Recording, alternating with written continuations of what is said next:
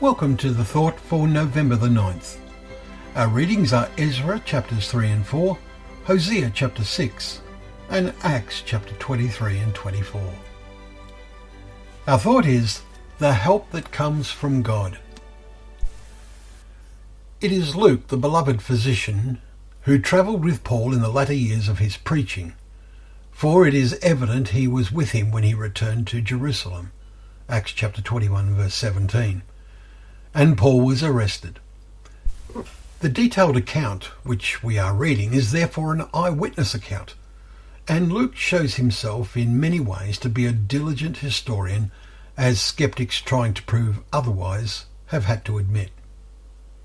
We read the three fascinating speeches Paul gave in his defence, in which he stresses how his life was turned around on the road to Damascus to cause him to preach the message of Jesus, to open their eyes so that they may turn from darkness to light, that they may receive forgiveness of sins and a place among those who are sanctified by faith in me. Chapter 26 and verse 18. Genuine faith brings us into a position of holiness. The darkness in the world was dramatically pierced by that light. Indeed, only 300 years later, Christianity became the official religion of the Roman Empire. However, history shows how the teaching of Jesus and the apostles had become seriously corrupted by that time. Nevertheless, God's word endured in written form, and now brings light into the minds of those who will take its message seriously and respond to what they read. Paul is one of the outstanding examples for us to follow.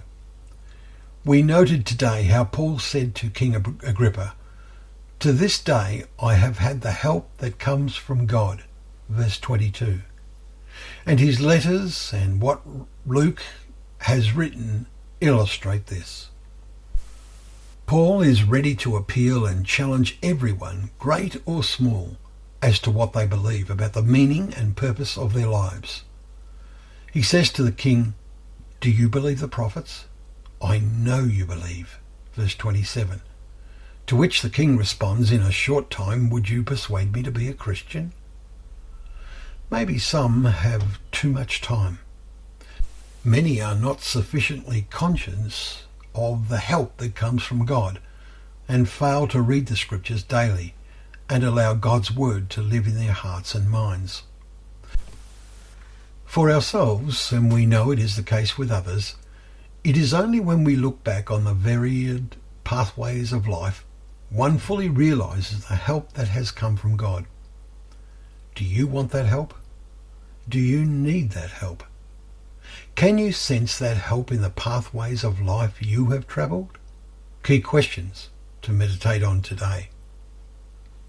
Thank you once again for joining us for Thought for the Day, where together we can open up the pages of God's Word, remembering that they are a lamp to our feet and a light to our path.